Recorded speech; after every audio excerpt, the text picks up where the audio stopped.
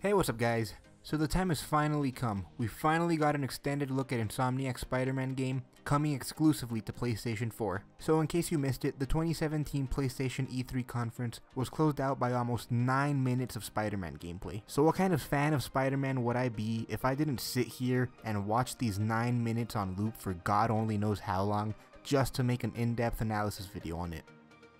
So that's exactly what I did. So here are my thoughts, speculations, and analysis of the E3 2017 Spider-Man gameplay demo. So the demo opens up with some shots of the city. I love how varied and detailed all the buildings look, and I don't know how true this will be in the final game, but by what was shown in the demo, I couldn't really spot any duplicate buildings, which is a really good sign, especially considering how some of the previous games really like to duplicate buildings. Earlier we hear a cop mention Fisk, and now we get a shot of one of Fisk's buildings which is currently under construction. So you can hear Spider-Man talking to someone he calls Yuri. Yuri, I'm here. What do you see? This is Captain Yuriko Watanabe. Yuri is a strong supporter of Spider-Man since she trained with Jean DeWolf, a deceased detective who was in love with Spider-Man. Yuri thinks highly of Spider-Man and even lets him off the hook when she has to take him in for vigilante justice. Yuri actually has a story arc in which she helps Spider-Man take down Mr. Negative in Amazing Spider-Man 618 through 621. Okay, so here's where I get into some possible spoilers. Keep in mind I don't actually know if any of this is going to be in the game, it's just some stuff from the comics. But if you really don't want to risk potential spoilers, click the timestamp on the screen. So eventually, Yuri decides to go after Mr. Negative herself by taking up the mantle of Wraith, who was previously Jean DeWolf's brother Brian. She uses a mask of Jean DeWolf and Mr. Fear's gas, along with a bunch of Mysterio's gadgets, in order to pull this off. Maybe in the game she starts off by helping you from inside the police force, but after you fail at stopping Mr. Negative, she does something similar to this. Just like that, we transition into our first real look at gameplay. But before we get too far into how the game actually plays, I want to quickly bring up the HUD. So obviously we got a map, we have a combo meter up in the right corner, the bottom right has some button prompts, and in the upper left we have a health bar. But under the health bar we have another meter, which appears to be tied to web fluid. I'll get back to this in a bit. So Spider-Man has quite a few stealth options. As we can see, he has some ground takedowns as well as being able to string people up from above. He also has a web mine, which when I first saw instantly reminded me of this shot from Spider-Man Homecoming. The creative director Brian Intihar has gone on to say that the mine can be used in many different ways. Using gadgets here like the web tripwire, which by the way, there's a lot of uses to that. Just shows that one way. But you can also, the cool thing is attach it to the enemies, and if they're close together, they'll slam into each other. Or like some people do, they'll stick them to the wall, kick someone up in the air, and then while they're in the air, they get slammed into the ground. So. Before we get too far away from it, the command prompt in the corner says perch, which causes him to zip to whatever ledge the cursor is on. Next, we see him use a crane to take out 2 guards. And throughout this whole demo, we're going to see that the environment actually plays a big role in combat. This is something that was teased very briefly in the initial reveal, but I like how much deeper it actually goes. Finally, we see that he has his web strike, which is another instant takedown. Alright, moving right along to combat. I have a lot to unpack here. First off, enemies obviously glow red when they attack. There's also a little spider sense tingle effect around Spidey's head, which is a nice little detail. We see that we have these 2 prompts available, L1 and circle. Circle appears over enemies whenever they glow red, so it's safe to assume this is your evade button. When you evade, everything goes slow motion and seemingly you automatically shoot web at the attacker, causing him to be stunned for a short period. You also may be able to choose what direction you evade in whenever you're far away from the attacker. The reason I believe you get to choose what direction you get to evade in is because here you jump forward, while here he evades to his left. If you evade while near an enemy, you always jump over them, unless if the person playing the demo just decided to always jump over them, but actually had the choice to evade in any other direction. L1 is a web blind that can be used to interact with objects in the environment. It could also be used to pull enemies closer to you. Notice how it says you have to hold L1 in order to interact with the environment or with enemies. Since you need to hold in order to do this prompt, then obviously something needs to happen if you just tap L1. This is where I think the web fluid meter comes in, but I'll talk about that later. I think it's pretty safe to assume square is your basic attack button and X is a jump. Triangle I have a couple ideas for. The first idea is square is a light attack or a punch, and triangle is a heavy attack or a kick. The second idea is triangle is a launcher button, which is featured a few times in the demo. However, the launcher could also possibly be simply holding down an attack button, which would make sense for the first idea. There's one moment in the fight that I actually could not figure out what the player was doing. Here Spider-Man actually jumps off of an enemy. My best guess is you do this by double tapping X, but I'm not too sure. Then we have this part where he attaches himself to an enemy and pulls himself in. There was no L1 prompt here, so I guess pulling yourself in is a different button than pulling something towards you. We also have this part where he slides between this guy's legs. Either it's some sort of evade move, and I say this because his spider sense tingled and he evaded bullets, or this is just a cool animation and him dodging the bullets was just a coincidence that looked badass. I'm assuming this takedown is this triangle plus circle prompt, which says active finisher, so you probably unlock more finishers as the game progresses that you can assign to the triangle plus circle prompt. Before we move away from combat, it's time to talk about the web fluid meter I mentioned earlier. So first of all, there seems to be two versions of it in this demo. This icon which represents the web mine, and this icon which represents normal web fluid. You never see the player actually switch between the two icons. The demo just kinda starts off scenes with one selected. But I'm assuming you can cycle through them with the D-pad in the actual game, and there will probably be even more web shooter based gadgets you can unlock. So this meter limits some of your web based attacks during combat. When he shoots at a mine, the web meter goes into a cooldown. We also see two scenarios which cause the normal webbing icon to go down. The first is tying someone up and stunning them outside of an evade. The second is here. You see him pull an enemy towards him using the hold L1 prompt, but that's not what caused the meter to go down. I think the meter went down because he shot a second web to tie him to the ground. I believe that all of these web gadget actions are done by tapping L1 instead of holding it. Webbing used for swinging and the hold L1 prompt aren't affected by this meter. It's worth pointing out that even though sticking this guy to the ground caused the meter to go down, sticking someone to the wall did not affect the meter at all, and I'm not entirely sure why. So I kind of like this. It's a way to limit what you can do and get you to think about how you're going to implement these attacks during combat. In my wishlist video, I mentioned some sort of web limiter, and although this isn't as drastic as what I had in mind, I still like the fact that they did something to make combat a little harder, and let the player think about how they're going to approach their combos. Next we see Wilson Fisk, aka Kingpin, so I'm glad that they're including other villains. So this next segment where you have to protect Fisk's men was actually confirmed to be a lot longer and take place throughout this whole building, but it was cut down for the demo. So here we get another fight with some more environmental interactions. Then we get another launcher into a short air combo. I actually want to focus on this for a bit. This part actually got me thinking a lot.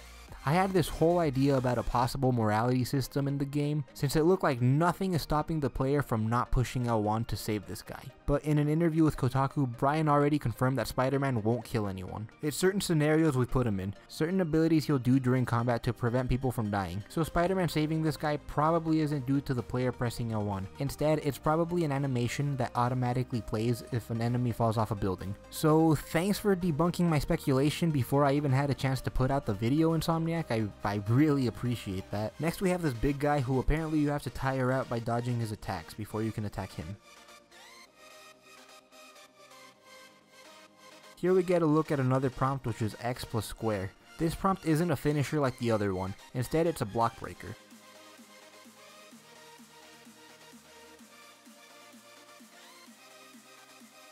Then we get a really clean transition from a perch command into a wall run. Here we get our first look at presumably the main villain of the story, Mr. Negative, aka Martin Lee. Right around here is where I wanted to talk about my morality system theory, before it was crushed by Insomniac. But fuck it man, I like speculating, so we're gonna talk about it anyway. Since we know that the mission was cut down for time, who's to say that they didn't cut this out too? So picture this. Here Spider-Man is given a choice. He can either go after Mr. Negative or stop the crane from killing people. So I'm picturing Spider-Man. He starts to run towards the edge of the building in slow motion, and the player has a choice. Either left, go after the helicopter, or right, stop the crane. These choices don't even necessarily have to be about morality, like good or evil. It could just be a tough choice you have to make. As a superhero, Peter needs to make some tough split-second decisions, since he's just one guy and he can't save everyone. So you have to choose, do you want to go after Mr. Negative and prevent the helicopter from destroying a bunch of buildings? Or do you want to stop the crane from falling on people, but in return having Mr. Negative get further away from you and having less time to catch up to him? It's just an idea I had that's probably not gonna happen, but, you know, speculating is fun, so whatever. Here we get a look at the city in the background, where we actually see that there are bridges that go to other islands. Hopefully we get to explore these other islands, since some of the previous Spider-Man games just turn you around if you go on bridges. Next we got some quick time events, man. Now I'll be honest, when I first saw the QTEs I didn't know how I felt about them. But after watching this demo a million times and reading an interview Brian Intihar had with IGN, I feel a lot better about them. Brian told IGN, the superhero experience isn't fully there unless you have those big set pieces that only someone like Spider-Man can survive. For us, that can't be the game. But you have a sense of spectacle. Sometimes we are going to do things that even break the core of traversal or combat. It's not something we rely on, but it's something we're going to use to our advantage. Basically saying that they won't overuse QTEs, but rather use them as ways to enhance cinematic moments in certain levels. Which honestly I'll accept, especially after this shot right here where it seamlessly transitions from QTE to swinging. Okay boys and girls, strap in. If you know me, I'm pretty obsessively picky when it comes to swing mechanics in Spider-Man games. So first of all, Insomniac confirmed on Twitter that the swinging is physics based, and the webs do stick to buildings. The web sticking to buildings was pretty obvious, even from the initial reveal trailer, so we're on the right track so far. However, despite what I see people say in the comment section of pretty much any Spider-Man video game video, it isn't enough for the webs to just stick to a building. So in my opinion, Spider-Man 2 was the first game to get swinging right, and to this day is the best example of swinging. Whether you agree with that or not, hear me out. The game had momentum. The more you swing without messing up, the more speed you gain. If you jump off a high building, the momentum you gain while falling is carried over into the swing. If you just throw out a web line without any speed, you'd barely move, but if you kept building up that speed, you could actually do a full loop with the web. So simply saying, oh, the webs will stick to the building, so you know, it's the same thing, right? Isn't true.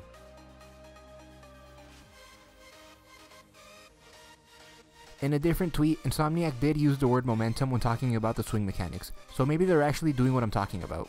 So now that my quick little rant is out of the way, let's analyze the swinging in this game. So like I said, the webs don't stick to the clouds, which is instantly a plus. I'm assuming that this game is similar to The Amazing Spider-Man 2, in that you have to push L2 for the left web and R2 for the right web. The reason I say this is because the perch command requires both triggers to be pressed, and the animation uses both hands. Also in the demo we see this QTE, which again implies both triggers are linked to a hand. A minor nitpick I have is Spider-Man looks a little floaty.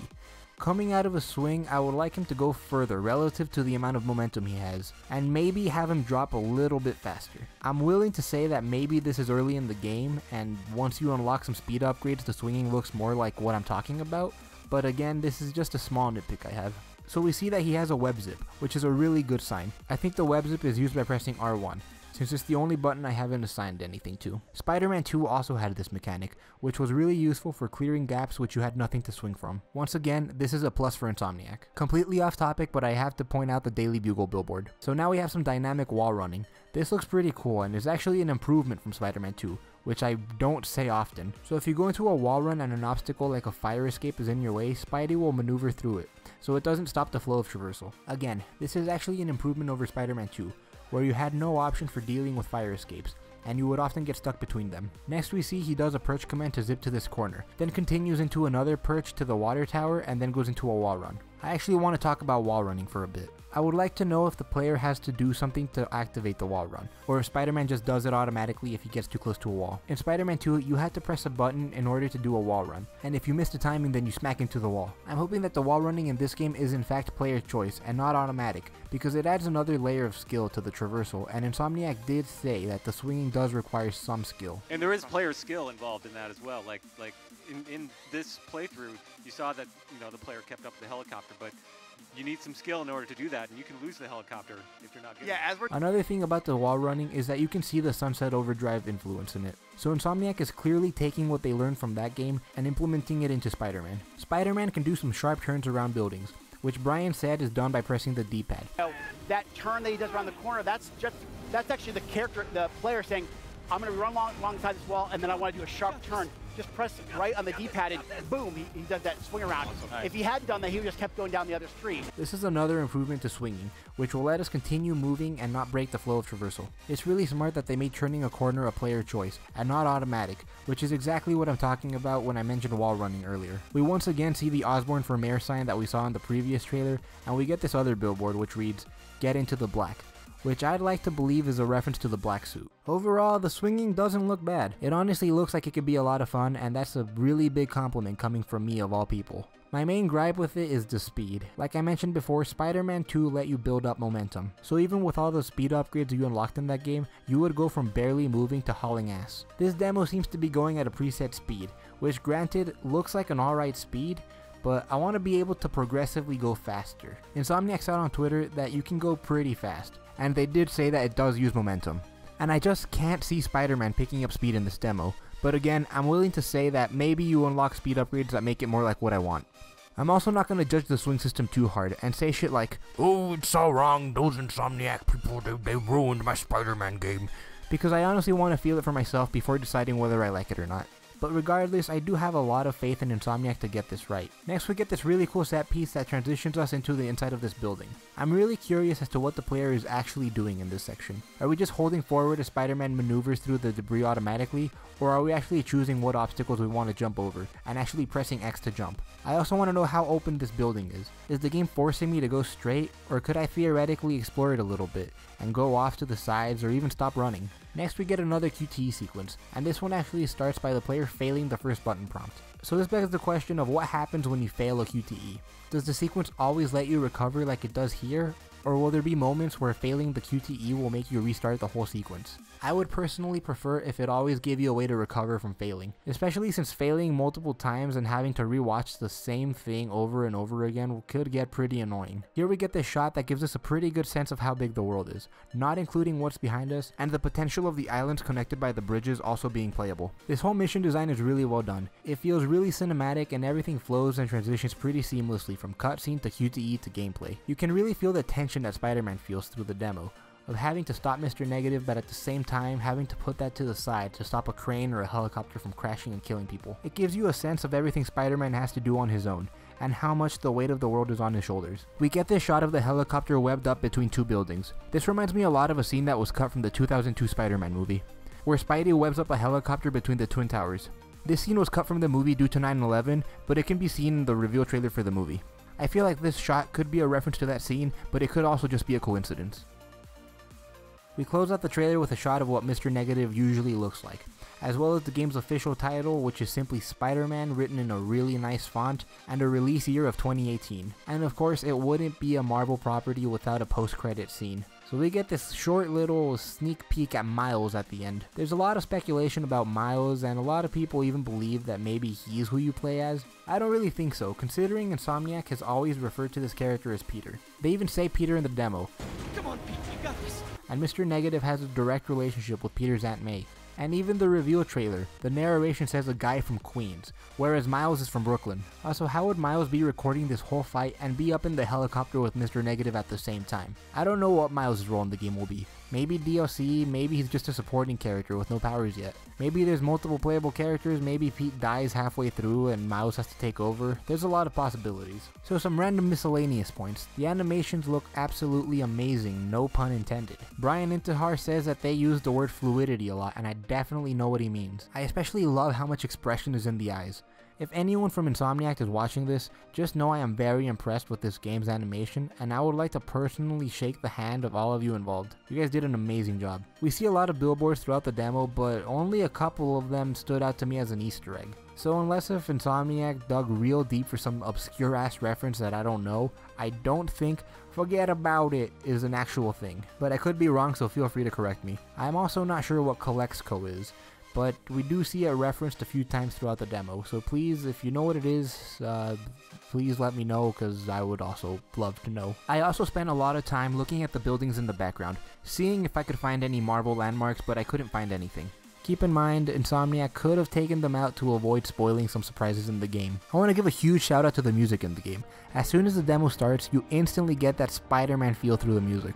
It reminds me a lot of the score that the Raimi trilogy had, and it fits Spider-Man so well. Some more information that was revealed through interviews is Peter is 23 years old. He just graduated and has his first job as a scientist. The Peter Parker side of the story is going to play a really big role in the story overall, which I really love because previous games have just focused on Spider-Man, but Peter Parker is just as important to any good Spider-Man story. The game is apparently huge according to Insomniac. They said that the story is really big and that there's a lot of characters in it, both obscure and less known characters and fan favorites. So I hope you guys enjoyed this in-depth look at the Spider-Man E3 2017 demo. This is probably one of the games I'm most excited for, and I have a lot of faith in Insomniac.